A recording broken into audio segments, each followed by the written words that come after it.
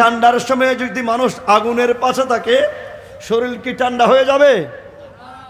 কি হয়ে যাবে? গরম হয়ে যাবে। আল্লাহর ওলিরা হচ্ছে আল্লাহর পেয়ারা রসুলের নবুয়তের রাডার থেকে এমন কিছু গরম নিয়ামত আল্লাহর পেয়ারা মাহবুবের সেই ওয়ারিসদের কলবের মধ্যে আমানত রেখেছে। যদি আমরা সেখানে গিয়ে বসতে পারি, সেখান থেকে তারা আমাদেরকে এমনভাবে সাপ্লাই করে, ওই সাপ্লাইয়ের মাধ্যমে আমাদের ঠান্ডা কলব গরম হয়ে যায়, মরা কলব কি হয়ে যায়? জীবিত হয়ে যায়। বড় করে বলো সুবহানাল্লাহ। মনে রাখবেন তো। আসুন আমি বাকি কথা শেষ করে দিই। কলবের 3 নম্বর ওষুধ হলো রব্বুল আলামিন আহকামুল হাকিমিন আমাদেরকে একটি জবান দিয়েছে। কি জবান? ওয়া হাফিজুল লিসান, হাদিসে পাকের মধ্যে আছে তোমরা জবানকে হেফাজত করো। তার অর্থ এই, আমি যেটা বলতেছি কিন্তু এটা সেটা নয়। জবানের মাধ্যমে আমি আপনার মুখের মাধ্যমে আমার পেটকে 24 ঘন্টা আমার পেটকে বন্ডারি দিয়ে মুখের মাধ্যমে হেফাজত করতে হবে। বুঝেছেন কথা? বোঝার নাই মনে হয়।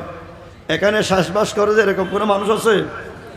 একে যে খের দিয়েছে এখানে ধানগুলো নিয়ে ঘাসগুলো দিয়ে একটা কি মারে? মারো না, মাথা না, কুজ্যোগ্য মারে না, খাল্লাই গরু চল্লাই এ কুজ্জে গোড়া মারো। মুখিয়ে যদি খোলা রাখে সারা রাত যদি মুষলধারে সেখানে বৃষ্টি পড়ে, আপনারা বলুন এই কুজ্জে যেটা মেরেছে গাছগুলো কি থাকবে না নষ্ট হয়ে যাবে? তো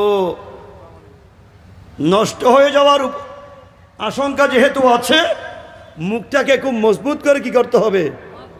মারতে হবে। আমার নবী বলছে উম্মত, এই আমার উম্মত, তোমার গোড়া জীবনের আমল আল্লাহর কাছে মকবুল হয়ে তুমি মকবুলিয়তের দপ্তরের মধ্যে পৌঁছার জন্য তোমার আমলের মধ্যে যেন অখাদ্য না ঢুকে, অগেজা না ঢুকে, হারাম যেন তোমার পেটের মধ্যে স্পর্শ করতে না পারে, সেজন্য তোমাকে 24 আওয়ার্স 24 ঘন্টা তোমাকে জবানের মধ্যে থালা লাগাতে হবে। নবুজব আল্লাহর জবান ইয়ানত ইয়ান দিয়ে অখাদ্য কুখাদ্য জিন আল্লাহ খাইতে মানা করছি। ইউনো খাইও খাইতে কইছি, ইউনো খাইও শক্তি জিন যোগাইও ইন্দি নামাজ কালাম বললি হামইতো নো হালাল খেতে হবে। বড় করে বলুন সুবহানাল্লাহ, আর বড় করে বলুন সুবহানাল্লাহ। বস এখানে আর ব্যাখ্যা দিচ্ছি না, সময় শেষ। কলবের 4 নম্বর ওষুধ হলো আমার নবীর হাদিস। 4 নম্বর ওষুধ হলো আল্লাহ দিন বানিয়েছে, দিনের অপোজিটে কি বানিয়েছে বলুন না, আরো বড় করে। দিনের অপোজিটে আল্লাহ কি বানিয়েছে? রাত বানিয়েছে। আল্লাহ বলেছে ওয়ান্নাহারে মাশা, আমি আল্লাহ দিন বানিয়েছি তোমাদের জীবিকা অর্জন করার জন্য। ওয়াল্লাইলে লিবাসা, আমি আল্লাহ রাত বানিয়েছি তোমাদের পোশাকের আচ্ছাদিত মতো।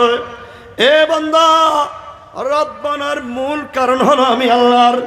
তোমরা রাতের গভীর ভাগে উঠে রাত শেষ অংশের মধ্যে ঘুম ভেঙে উঠে আমি আল্লাহর দরবারে তোমরা নামাজের মধ্যে রত হয়ে চোখের পানি যখন তোমরা গিরজারি করবে, গভীর রাতের ইবাদতের মাধ্যমে তোমাদের মৃত্যু কলব জীবিত হয়ে যাবে। দরকার আছে? বলুন না, বলুন না।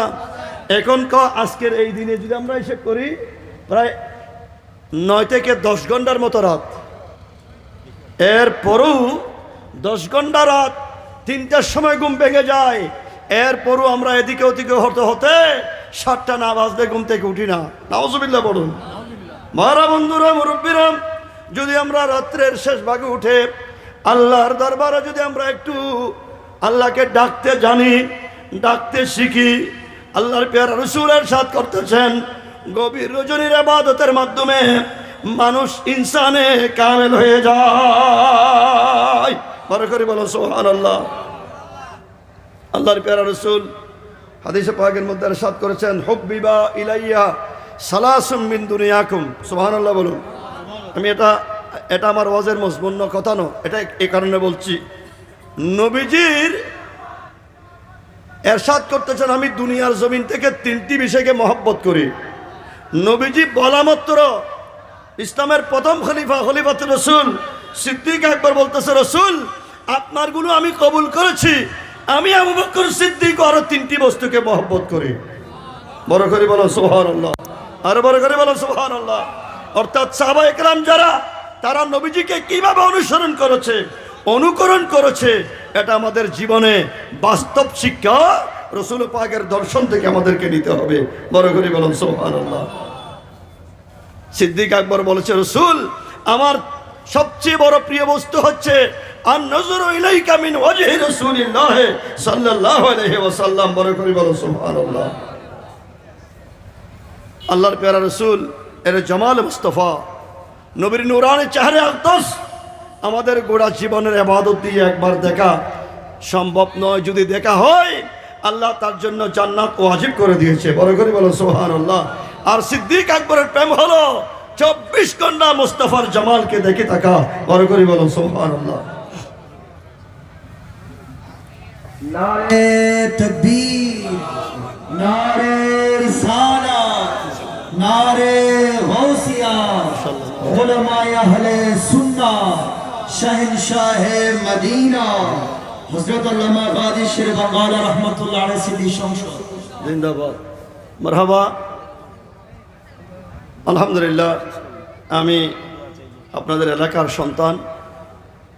বয়ান ও তাকরীর করার জন্য সময়ের প্রয়োজনীয়তা আছে, সর্বোপরি এলমও লাগবে, ঠিক কি না? শুধু এলম এবং সময় থাকলে হবে না, যিনি বক্তা হবেন তার মধ্যে আমলও লাগবে। বলুন না, তার মধ্যে কি লাগবে? আমলও লাগবে। আজকে আমি তাহাজ্জুদের নামাজের ওয়াজ করলাম, তাহাজ্জুদ যদি আমার জীবনের মধ্যে না থাকে, এই ওয়াজ কিয়ামতের ময়দানে একটি ওয়াজ আমাকে ধ্বংস করার জন্য যথেষ্ট। কারণ এই কথার উপর নস আছে। আল্লাহ বলেছে, লিমা তাকুলুনা মা লা তাফআলুন। বান্দা তুমি ওই কথা কেন বলো যেটা তুমি নিজে করো না, যেটা তুমি নিজে করো না। আমি আপনাদেরকে আরজ করবো ভাইরা, ওয়াজ করছি না। এত বিশাল সুন্নি সম্মেলন করেছেন, কম হলেও 50 লক্ষ টাকা আজকের এই মাহফিলে খরচ, ঠিক কিনা? এই মাহফিল থেকে আপনাদেরকে কিছু অর্জন করতে হবে এবং আগামীকাল থেকে এই মাহফিল থেকে আপনাদেরকে কিছু বর্জন শিক্ষণীয় বিষয় নিতে হবে, ঠিক কিনা? অর্জনের মধ্যে আমি আপনাদেরকে 1 নম্বরে বলে যাচ্ছি, আগামীকাল থেকে এই বাড়িরাঙ্গিনায় যে জামে মসজিদ আছে, এই মসজিদের ফজরের নামাজের কাতার যেন একটাও খালি না থাকে।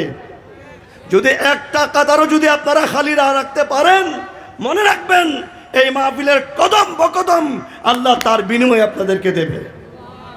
আর যদি আমি বক্তা, আমি গোটা মাঠ কাফানো ওয়াজ করেছি, ফজরের নামাজ আমার ঘুমে চলে গেছে, ঘুমে নয়, জামাত যদি আমার তরক হয়, খোদার কসম করে বলতেছি, এই ধরনের বক্তার কোনো ওয়াজ কোনো মানুষকে হেদায়েত করতে পারবে না। বক্তাকে 1 নম্বরে হযরত জামাতের মধ্যে থাকতে হবে। ইনশাআল্লাহ আমি হাত দিয়ে বলবো, আমরা জামিয়ার পাশে থাকি, বেলা তাকাল্লুব বলতেছি, একদিনও হযরত জামাত কেন কাজা হবে? আবার আমার আশ্চর্য লাগে, মদারের ফুল যেরকম বাগানের যোগ্য নয়, বহু বড় বড় বক্তা, যুগের শ্রেষ্ঠ বক্তা, তাদেরকে মসজিদের কাতারে দেখা যায় না। আমি আক্ষেপ করে বলছি ভাইরা বন্ধুরা, আগামীতে আপনারা মাহফিল করবেন, বড় বক্তা দাওয়াত দেবেন, মহব্বত করে বলতেছে কথাগুলো, এগুলো না বললে কিয়ামতের ময়দানে আল্লাহ আমাদেরকে ধরবে। আমার দায়িত্ব আছে, আমার এলাকার উপর কিছু হক আছে, ঠিক কিনা? এমন বক্তা দাওয়াত দিবেন যে বক্তার কথা এবং আমল এক, ঠিক কিনা?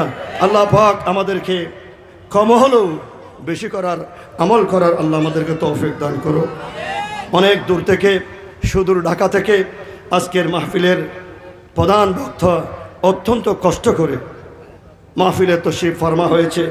আপনারা ওনার মাহফিল থেকে, ওনার বক্তব্য থেকে অত্যন্ত সুদবুইর মনোযোগ সহকারে ওয়াজ তকরির, বয়ান তকরির শুনবেন। আমি ওনার খেদমতে আরজ করব যে আমার শ্রোতামণ্ডলী, এগুলো হচ্ছে গ্রামের মানুষ, এগুলো কোনো চট্টগ্রাম শহরের মানুষ নয়।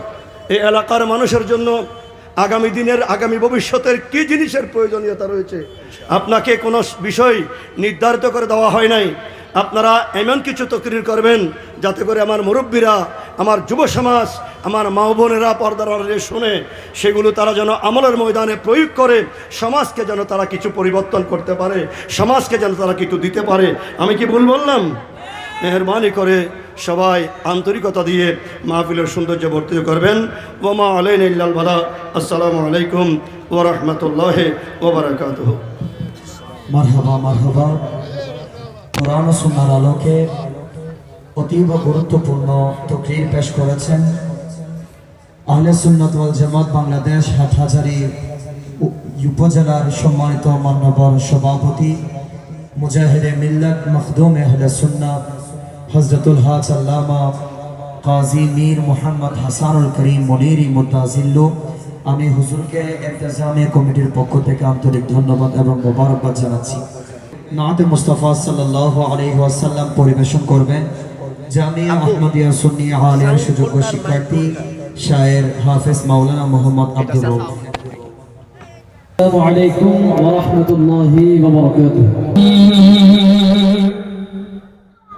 কশফাত তুজা বিজমালিহি হাসনাত জামিউ খিসালিহি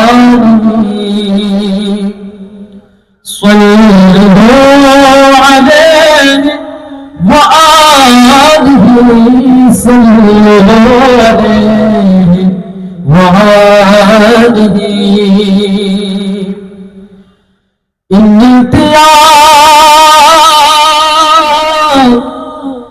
الصبايا يوما إلى أرض الحرم